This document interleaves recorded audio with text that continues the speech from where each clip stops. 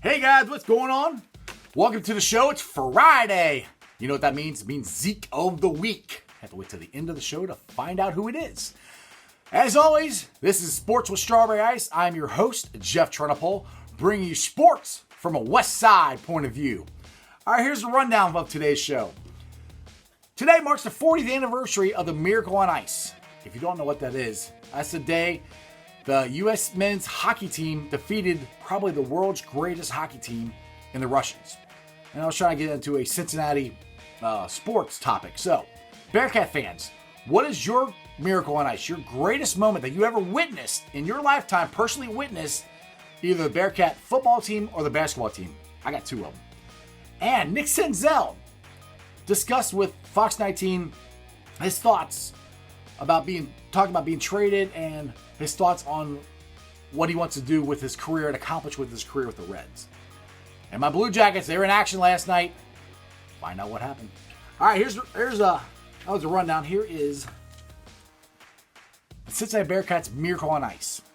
Like I said, what is the greatest play that you yourself have ever personally witnessed? Like I said, I got two of them. First one's in basketball. The 1998 Great Alaskan Shootout. Number 15 at the time, UC versus number 1, Duke. Nobody thought UC would beat Duke. I mean, Duke had Elton Brand, Trajan Langan, all these guys. Elton Brand was the number 1 pick overall in the NBA. All these guys that are lottery picks. Shane Battier was on that team. I mean, that's a really good Duke team. Now, it came down to the final play. And I posted it on the Facebook page, Sports with Strawberry Ice, so you can scroll down and try to find it. But I had forgotten this. Now, Ryan Fletcher is the one who threw the pass. If you remember Ryan Fletcher, he's the one with the really tall white socks. And I think I always remember Ryan Fletcher is when he first started, he's this really, really skinny guy. And then by the time he graduated, he was swole, dude. He was ripped. But anyway, I was listening to a podcast earlier today that has Ryan Fletcher on there, and he was talking about that play. And like I said, I'd forgotten that he threw the play. And it was Alex Meacham's podcast. I'm sorry.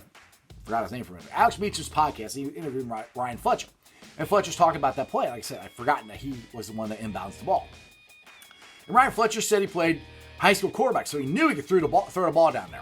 Now, an interesting thing I thought is Ryan Fletcher said Huggins put that play in pretty much after practice. I think he said they were all undressed and everything, and then he brought them all back together, brought them back on the court, and said, hey, we're going to do this play. And they just ran through it, which was a great call by Huggins because they ended up using it.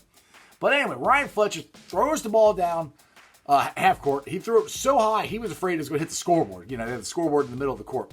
Didn't hit that. Kenny Martin grabs the ball in one motion in midair, passes it to Melvin Levitt. Melvin Levitt, I don't even think dribbled, catches the ball and dunks it and beats the number 1 ranked team to win the Great Alaskan Shootout. I was in my living room going freaking nuts. I think it was a Friday or Saturday night. It was a late game. I was going crazy. I could not believe we beat them. And we beat them on a dunk. I mean, the only other play I remember that you had to go the length of the court to win, sorry Kentucky fans, but was Christian Laettner in the NCAA tournament in 91, I think, 92. Sorry to bring up bad memories. But that's the only other play I can remember. Those two plays of that length of the court happening and making a shot out of it. And we did it with a dunk to beat the number 1 Duke team in the country. The other one was, I was actually at the game. It was UC, this is football, UC versus Pittsburgh. This is back when we were in the Big East. It happened to be Brian Kelly's last UC football game. Nobody knew it at the time, but UC was playing Pittsburgh, and they started off terrible. I mean, Pittsburgh, they were doing whatever they wanted. We couldn't really do anything. Marty Gilliard in the second half ran a kickoff back for a touchdown. That got us back into it. That's not the play I'm talking about. The play I'm talking about is right there, the bobblehead right behind me. Tony Pike to Armand Binns. Unbelievable throw and catch. To this day, I still can't believe he caught it. I still can't believe they made that play. Pittsburgh fans, and Pittsburgh, there's so many times that Pittsburgh, I've said it the wrong way. Pittsburgh fans have gotten the better of Cincinnati fans here lately. To watch their faces walking out of that stadium was unbelievable. It was shocked. They could not believe they lost. And how they lost. Basically, the last play of the game, it was the best football game I have ever been to. It was so much fun. It was cold. It was snowing. Like I said, at the beginning of the game, we weren't playing good. I'm like, man, came all the way out here to Pittsburgh. We're going to freaking lose. And we didn't. It was so cool. I will never forget that. I will never forget that. That's what I look for. The joy I have about talking about these two plays. What Bearcat basketball or football play does that for you? What's your miracle on ice for the Bearcats? You know, like I said, it's when you had to personally see. Either watched it, listened to it, or you're actually there. Tweet me out. Let me know. Sports with Strawberry Ice. Handle Jeff A. Trinipole. All right. Now, Nick Senzel did an interview the other day with Fox 19. And his name's been around a lot this winter about trades and the possibility of him moving on. And I've said this. The only way I'd trade him is if we get Lindor from Cleveland. And it doesn't look like that's happening. So what Nick said is, he said, I quote, "I love my team. I love my teammates. I want to be here for my entire career. I want to give this city a winner and win titles." Like, yes, sign me up for that, Nick. I agree with you. And I don't understand why people have said that Nick Senzel is kind of the odd man out. I honestly, personally think he has a potential to being the team's MVP. Now, they're saying he could be like a super utility guy. Now, I always think of a super utility guy as a guy coming off the bench. And he could play second base, shortstop. He can play like all the infield positions and a couple outfield positions, you know. And he's a good pinch hitter. I'm looking at Nick this way because in a baseball in 2020, players play multiple positions. And they're not bench guys. They're starting players. Play multiple positions. And Nick can play the outfield. He can play third base, and he can play second. And the way David Bell and the way the Reds have got this team set up with so many guys and so many players that can play different positions, I can see Nick playing center field one day, then playing third one day, then playing second one day. So he's a starter, but he doesn't have a position. And I don't think David Bell is going to have a set 8. Like the Big Red Machine, the Great 8, every day you sent those 8 players out. You know? I'm not sure they gave him rest from time to time, but those were your starters. I don't think we're going to have that with the Reds this year. Because we got, like I said, we got Moustakas. He's been a third baseman for most of his career. He played second in Milwaukee. He's going to play second for us this year. And that is until Gino gets back. Gino's hurt. He's going to play. Moustakas will probably play third for a while until Suarez gets back. Now, the other thing is, like I said, we have multiple guys who can do this. Moose can play third. He can play second. Castellanos can also play first base, which gives Joey Votto a break. And Joey Votto, people are always talking about him and his money. You know, his money is his money. They signed him. That's it. I mean, the problem is the Reds signed him. He hit 2 years ago. He had an MVP year. I think he finished second or third in the MVP, and the Reds were terrible. So, whose fault is that? I mean, you knew when you signed a 10-year contract, more than likely, the back half of that, he's not going to be as good as he was the first half. So, getting back to guys with multiple positions, I think this is good for Votto. He's not going to have to play 162 games. He wants to, but I don't think that's best for him. I don't really think it's best for baseball players in general. The fresher you are, the better you're going to play. And the way David Bell manages, he likes to mix and match and do matchups and all that, and he's going to have plenty of guys to do that. So you got Senzel who can play multiple positions. You got Moustakas who can play multiple positions. You got a couple guys who can play first base. I'm pretty sure Suarez can play first base as well. I'm not positive on that, but I think I saw him play first base. I know Tucker Barnhart can play first base. So there's your catcher that can play 2 different positions. So, I mean, there's going to be a lot of guys and a lot of playing time, which in this day and age is how they play baseball now. Which it's not really any different than it used to be. It's just more, it's more known, okay? More, like, before you'd have your starters, but then you give guys days off. So you still do that. It's just going to be more of your starters moving around in different positions, you know, if that makes sense. And Joey Votto, I think it's going to help him, like I said, getting rest, because he's one of the most analytic baseball players I've ever seen, where people would get upset with him for not swinging at pitches that are, you know, this far off the plate. And on the podcast, I'm putting my fingers together like really, really small. So, and he was more worried about on-base percentage and getting on base. That's why the second batting position is perfect for him. And if you're paying to the money, you're paying him that much money, he's not going to hit 7th or 8th. You want him up there as much as you can get him up there. So, I think Votto is going to go back to forget about trying to do the launch angles and just trying to get on base. And with the extra rest and everything, I think it's going to help him. And with the Reds having all these players, everybody getting days off, it should cut down on the injuries. Should. And usually the healthiest teams are the ones that finish in first. So those are all good things that the Reds have moving forward. So the beginning of this was Nick Senzel. I think people need to remember last year, he was our shiny new toy. Everybody could not wait. We had to get Nick Senzel up here. We're not trading him for nothing. He's our best prospect. He's this, he's that. Now a year later, people are like, oh, well, we got this and we got that. I'm like, yeah, but we still have Nick Senzel, who's still a really good player. And people are like, well, he's injury prone. Is he really? I mean, yes, he's gotten hurt the last couple years. I mean, in the minor leagues, he broke his finger for diving after a ball at third base. Last year, I think he hurt his shoulder running into a wall. 3 of those are all hustle plays. I'll take those. I mean, which, again, if he's not playing every day, he has less chances to hurt himself. And that's the whole thought process, I think, of having multiple guys play different positions. Now, tomorrow, I cannot wait. Finally get to hear the crack of the bat. Reds' first spring training games at 3:05. It's going to be so weird because Marty Burnham, poofy-haired fancy boy is not going to be calling the Reds game. First time in, what did they say, 47 years, I think? Let's see, I'm 44, 46, 46 years. That's, wow, it's just going to be weird. I miss Marty already. I'm gonna miss him getting upset and ripping the Reds. And anyway, won't have any more. We still got the Cowboy though, so that's good. But tomorrow, 3:05, first crack of the bat. Cannot wait. All right, now we got the Columbus Blue Jackets. Unfortunately, they lost last night, 4-3 to Philly.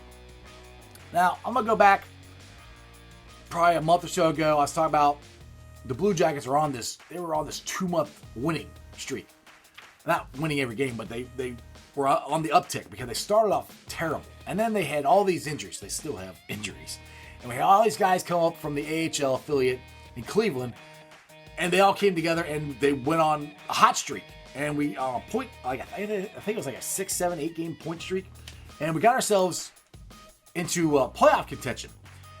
Now, the problem, I said this back then. I said they're peaking early because they were playing awesome. They were playing the best they possibly could play.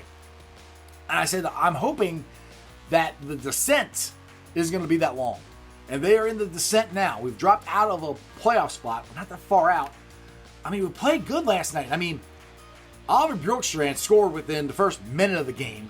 Nick Foligno made an unbelievable goal. Shot the puck between his legs and scored. So I'm like, yes, this is a great start. And then Philly came back, got a goal back. We went back up by 2. And then they scored 2 more and ended up winning it. It's so frustrating because we scored. And that's been one of the problems with the Blue Jackets is scoring. We can play defense. If you watch our neutral zone defense, it's hard to make a cross-ice pass. Somebody's getting a stick on it, knocking it away, or stealing it or something. It's very hard to do that against the Blue Jackets. It's very hard to get the puck out of their zone. The Blue Jackets will hold that blue line and knock it in. So our defense, it's really good. That's why I was so frustrated to watch this last night. We were up by 2 goals already, and then they came back and won it. Or Philly came back and won it, and the Blue Jackets lost. It's just that's a game where finally got the scoring. We really needed to get that win. So my hope is we still got injuries. Seth Jones still out for a couple weeks, and that to me is a huge loss. I mean, they basically if you watch the game, Zach Werenski, he's playing the whole power play. Usually it's either Seth Jones starts it, and then they do the second team, and Zach's out there. Zach's out there the whole time. That tells you how big Seth Jones is, how big a loss he is to this team. So, my point is, the Blue Jackets have just got to get themselves back to where they, as close to they can as to where they were back in December and January, playing awesome. Because all they got to do is get in the playoffs. You get in the playoffs, you never know what's going to happen. I mean, I'll say it. Last year, we beat the number 1 seed in the Tampa Bay Lightning. St. Louis won the whole thing. And they were in last place in January. So, as long as you get in, you never know what's going to happen. So, it was just a frustrating loss last night with Philly. We just got to get it back together. They can do it. I know they can do it. So many injuries. It's just, it's like, I said this earlier, like, I know these injuries, they got to stop because eventually they're going to catch up with them. And right now they are. I mean, Tortorella's having a hard time finding bodies, guys he can throw out there. We are leading the whole NHL in time missed due to injuries. That's hard to win. And that's where I give the guys credit. And I give Tortorella credit for keeping them in this. When they were going through all the injuries, that's when they took off. But like I said, it's starting to catch up to, which I kind of figured it would. But you just can't do it for that long. We got to get back into this. All right, guys, it is Friday. And if you are a loyal listener to the show, that means it's Zeeek of the Week. And as for your comments and stuff, who you guys nominated. And I don't watch boxing that much, but this one caught my eye. This weekend, you got the Wilder Fury fight on ESPN. And I'll listen to ESPN a lot. So ESPN is doing the pay-per-view, so they're promoting the crap out of it. So, Wilder and Fury had a press conference earlier this week. Fury did a your mama joke. And Wilder's coming back, well, I'm going to hit you with the Alabama hammer, my left hand. And I thought it was great. I think they might have shoved each other or something, but so what?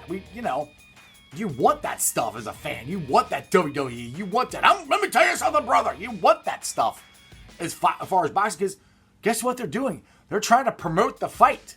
They're trying to get guys like you and me to pay money to watch them. So, what's the Nevada State Athletic Commissioner going to do? He bans them. You can't do the face-off at the weigh-in, which is like, what? They always do that. I mean, the weigh-in, after the weigh-in, they always have the face-off. They got two fighters come together and hold their fists up, take pictures, try to intimidate the other one. And how many times has there been fights break out and tables thrown and all this stuff? It's boxing. I couldn't even tell you. I didn't know that, Wilder. I didn't even know Wilder was the heavyweight champion. I had no idea. The last time I paid attention to a boxing match was Conor McGregor versus Money Mayweather. And Conor McGregor's a UFC fighter. That's the last time I personally paid attention to it. So it kind of caught my eye with all the bickering going back and forth, and I'm like, it's like, be kind of cool to watch. But the Nevada State Athletic Commission bans them for having the face-off. Like, you want them to promote the boxing match, right? Wouldn't you want something like this, some chaos or something to happen to get more people going, oh man, these guys are crazy. So, Nevada State Athletic Commissioner, you are my Zeeek of the week. Does not make sense. All right, it's Friday. Bearcats play Sunday. I'm already getting a little nervous. We cannot lose. If we lose, like I said, if we lose Sunday, you might as well do load management and rest the guys for the rest of the games, because you're going to need them for the AAC tournament, because we're going to have to win the whole thing to get in. Hopefully it does not come down to that.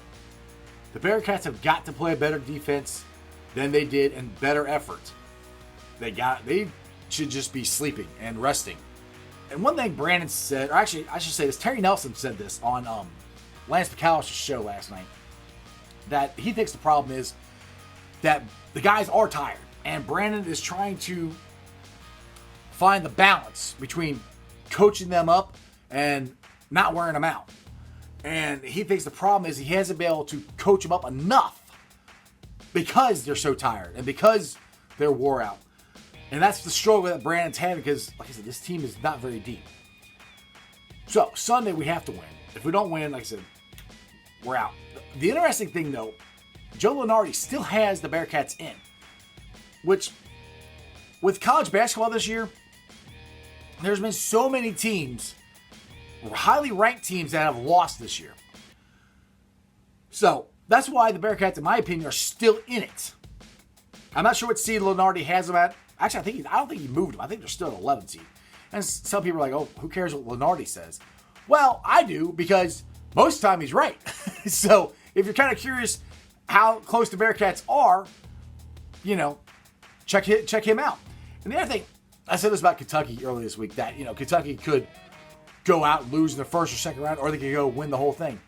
You see, when we have our 3 guards going, and both Cumberland brothers and Adams Wood, and they're playing like they can play, and Trayvon's got, dude, I didn't even tell you guys this last week because I was so upset about the loss, but Trey Scott did a 20-20, 20 points, 20 rebounds. If he's doing that, the rest of the guys can do it. He's played as much as they have. He's given full effort. They should. Anyway, that's just sports maybe for a Friday. Check me out on Facebook, Twitter, Instagram under Sports with Strawberry Ice. Twitter the handle is Jeff A. Trennepohl, TRENNEPOHL. Like, subscribe, share. Tell all your friends about me. See you guys.